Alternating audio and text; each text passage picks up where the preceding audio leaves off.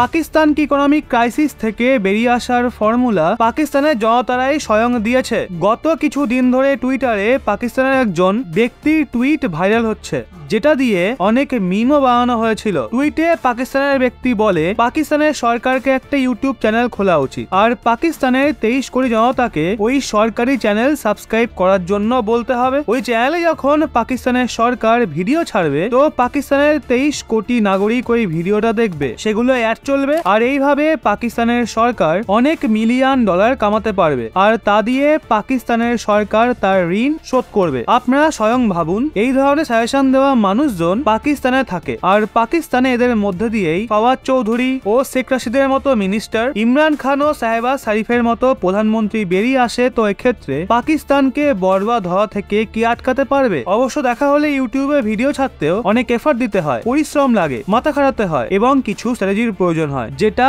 পাকিস্তানের সরকার করতে চায় না। পাকিস্তানি সরকারের মোটিভেশন সোর্স মন্দির ও মসজিদের বাইরে বসে থাকা মানুষজন, যারা রাস্তায় চলা মানুষদের কাছ থেকে পয়সা চায়, আর একই জিনিস পাকিস্তানের সরকারও করে। এখন আপনারা ভাবুন, যেখানে আপনার কোনো সম্মান নেই, যে ব্যক্তি আপনাকে সবার সামনে অসম্মান করেছে, আপনাকে লজ্জায় ফেলেছে, আপনাকে তাদের বাড়ি যেতে বারণ করেছে, আপনি কি ওখানে আর কখনো যাবেন? তাও আবার 2-4 দিনের মধ্যে? আপনার জবাব নিশ্চয়ই নাই হবে। কিন্তু পাকিস্তান একটা ব্যতিক্রমী ক্যারেক্টার। এই কিছুদিন আগেরই কথা, তুর্কিতে ভূমিকম্প আসার পর পাকিস্তানের প্রাইম মিনিস্টার শাহবাজ শরীফ তুর্কি যাওয়ার জন্য নিজের ব্যাগ প্যাক করে নিয়েছিল, কিন্তু শেষ মুহূর্তে ফ্লাইট টেক অফ করার কিছু ঘন্টা আগে তুর্কি পাকিস্তান গভর্নমেন্টকে বলে দেয় তারা এই সময় রিলিফ এবং রেস্কিউ অপারেশনে প্রচন্ড ব্যস্ত রয়েছে, যার জন্য তারা পাকিস্তানের প্রধানমন্ত্রী শাহবাজ শরীফকে হোস্ট করতে পারবে না, তার জন্য প্রোটোকল প্রোভাইড করতে পারবে না। কিন্তু ওই একই সময়ে তুর্কির সরকার কাতারের এমির শেখ তামাম বিন হামাদ আল থানিকে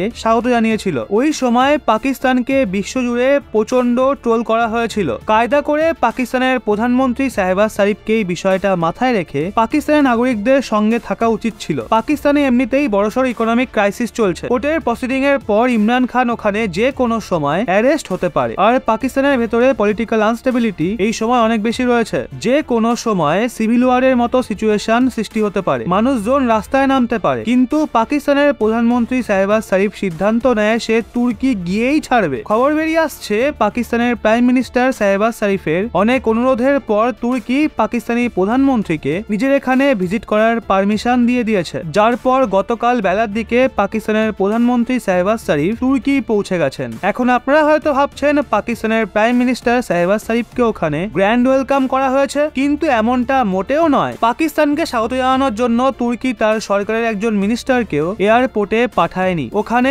পাকিস্তানের এম্বাসির অফিসিয়ালস এবং তুর্কিশ এয়ারপোর্টের কিছু স্টাফ শাহবাজ শরীফকে স্বাগত জানানোর জন্য গেছিল। অনেক মানুষ তো পাকিস্তানি প্রধানমন্ত্রীর জেদ দেখে অবাক হয়ে যায়, কিন্তু এতে অবাক হওয়ার কিছুই নেই। পাকিস্তানি প্রাইম মিনিস্টার শাহবাজ শরীফের প্রতি সমবেদনা আসা উচিত। একটা রাষ্ট্রের হেড হয়ে তাকে এইভাবে ফ্লাই করতে হচ্ছে, কারণ পাকিস্তানের অবস্থায় এমন ভাবে কাটছে যার জন্য তারা কেবল এই 10 থেকে 12 সিটার জেটি এফোর্ড করতে পারবে। Pakistani prime minister office Shahbaz শরীফের তুর্কি পৌঁছানোর ভিডিও নিজের টুইটার হ্যান্ডেলে ছেড়েছিল। সেটার কমেন্ট সেকশনে পাকিস্তানের মানুষজন কমেন্ট করছে, আমরা এখানে মরছি আর এই অদ্ভুত মানুষ তুর্কি যাচ্ছে। আচ্ছা, লজ্জা করে না আপনার? অপর এক পাকিস্তানি কমেন্ট করেছে, এটা 23 কোটি পাকিস্তানির অসম্মান। শাহবাজ শরীফকে তুর্কিতে নিয়ে অ্যাম্বাসেডারি রিসিভ করছে, মানে পাকিস্তানি প্রধানমন্ত্রী শাহবাজ শরীফকে রিসিভ করার জন্য তুর্কির কোনো বড় ক্যাবিনেট মিনিস্টার ওখানে যায় না। এর জন্য স্বয়ং পাকিস্তানের মানুষরাই দুঃখিত। তো বন্ধুরা, এগুলোতে গেল পাকিস্তানি মানুষদের মন্তব্য। এখন পাকিস্তানকে নিয়ে আপনাদের কি মন্তব্য